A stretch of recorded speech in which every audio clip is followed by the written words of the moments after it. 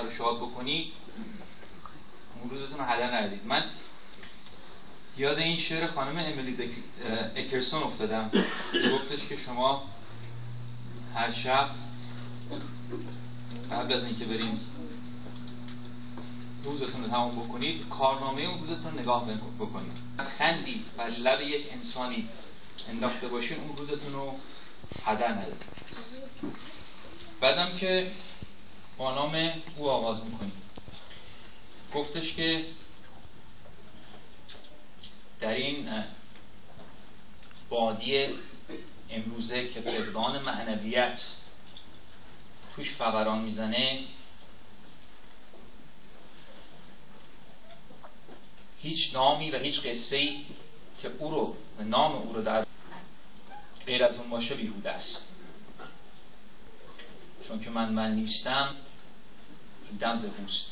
گفت در این بازار عطاران مرا هر سو چو بیکاران. به دکان کسی بنشین که در دکان شکر داره. بعدم که با مولانا آغاز کنیم، گفتم اون دفعه ساز بعضیا چپکوکه میگن، اونا که اساتید موسیقی هستن اینجا موسیقی دارن، گفت ساز یه سری چپکوکه، یه سری سازشون راست کوکه، گفت ساز ما مولانا کوکه. گفتش که ای خدا این وصل را هجران مکن، سرخوشان عشق را نالان مکن، باغ جان را تازه و سرسبز دار، قصد این مستان آن بستان مکن. بر درختی کاشیان مرغ توست شاخ مشکن، مرغ را پران مکن. گرچه دزدان خصم روز روشنند، هرچه میخواهد دل ایشان مکن.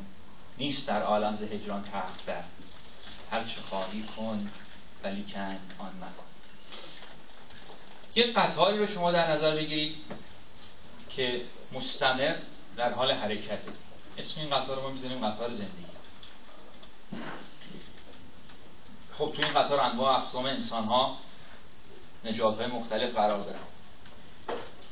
بعد میان میگن این قطار میخواد از روی پلی رد بشه که این پل خراب شده و هر لحظه که این به این پل نزدیک بشه اونجا میفته پایین.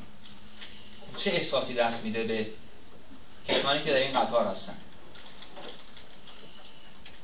در حقیقت ادبیات و فرهنگ و عرفان ما میاد این نوید ما میده که این قطار اونجا نمیفته و اونجا تموم نمیشه، بلکه یک مسیر جدیدی رو از اونجا آغاز میکنه. شادی بخشه. برون شایی غم از سینه که لطف یار میآید، تو هم ای دل ز من گم شو که آن دلدار میآید. چه گویم یار را شادی که از شادی گذشته است او، مرا از فتح عشق او ز شادی عار میآید. چه خبری بهتر از این میتونن به اون ساکنان اون قطار بدن که اونجا اتمام زندگی نیست، تازه اونجا یک زندگی جدیدی آغاز میشه. حالا یه سری میان میگن ما مثلا ما کابین ما بغل استیک هاوسه، مثلا هر میتونیم بریم استیک بکنیم، 6 7 ما کابین داریم، انواع اقسام خونه ها رو داریم، انواع اقسام ماشینا رو داریم. این سرگرمی های دنیاست. یه سری میگن ما خب اون ته کابین نشستیم دیرتر میافتیم، جوان‌ترها یعنی آخر سر میافتیم. ولی در هر صورت افتادنش حتمیه. بهترین خبری که تو این دنیا میتونن به ما بدن اینه که بعد از اون یک مسیر جدیدی رو آغاز میکنه. پیام بخش شادیه. شما گفتش که حالا با مولانا که آغاز کردیم، فردوسی میگه سخنسنج جامد ترازو به دست، درست زرندود را میشکست. میگه ما هر کدوم در خودمون یک میزانی داریم که با این میزان بدی ها و خوبی ها رو میسنجیم.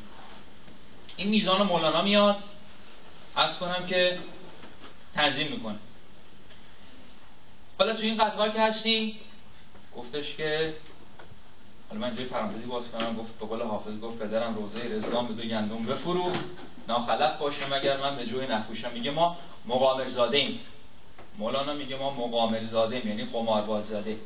بابامون قمار کرده اونجا باخته، حالا اومدیم اینجا.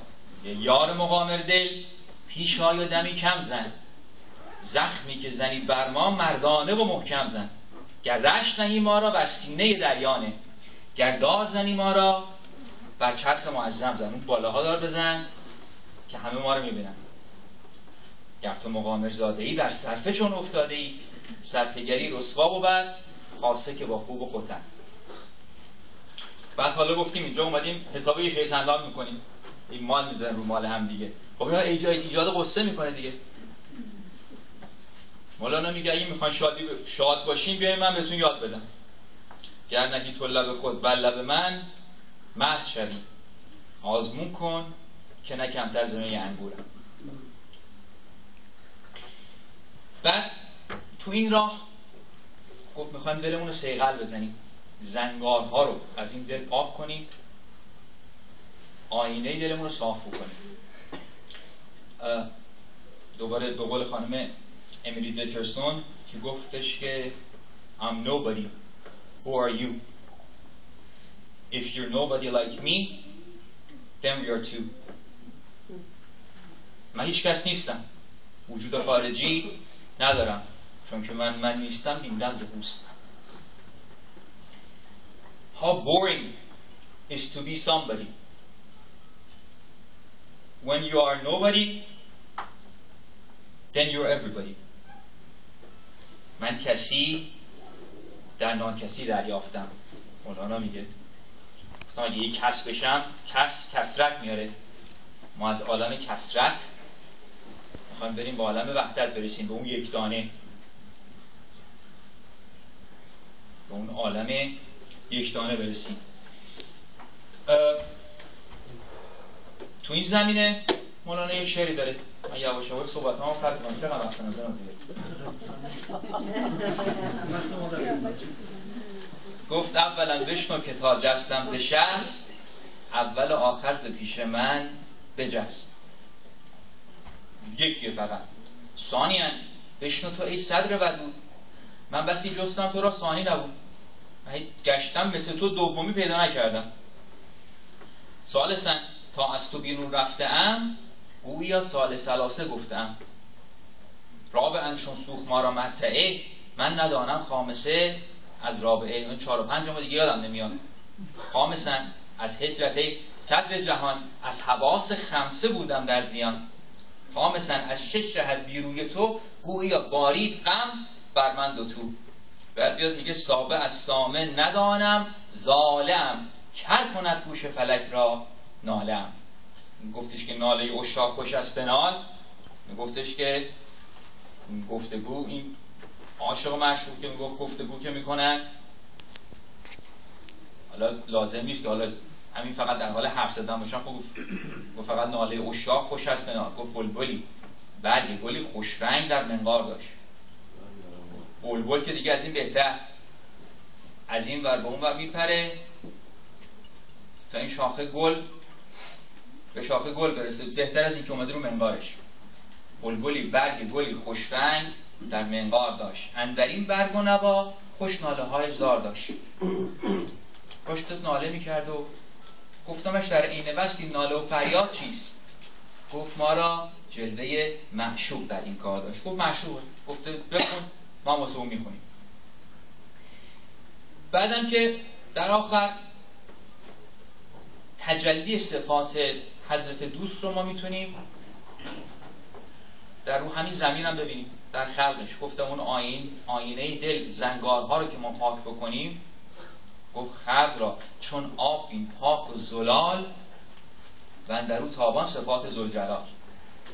پادشاهان مظهر شاهی حق، عارفان مرآت آگاهی حق. خوبرویان مظهر خوبی او، ناز ایشان عطر محبوبی او.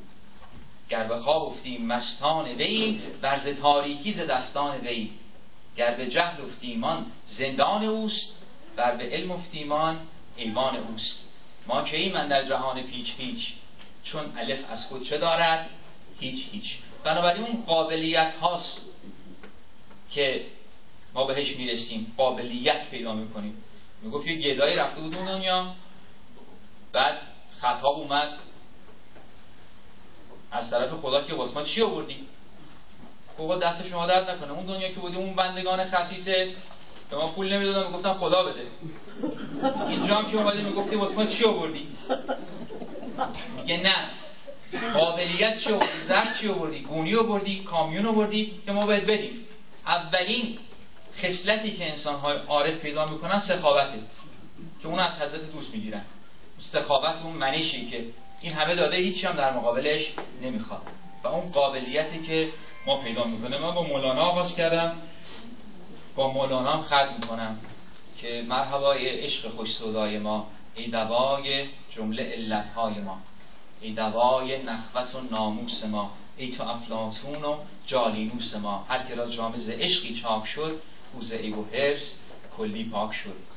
اگر هم ما دستی باید بزنیم، باید برای کسانی بزنیم هنرمندا، کسانی که موسیقیدان ها، نقاشا، کسانی که ذکر و فکر ما رو پر میکنن از عطر کوی هوای دوست. گفت و کف به شادی او زن، که کف ز بحر وی است، که نیست شادی او را غمی و تیماری. خیلی متشکرم.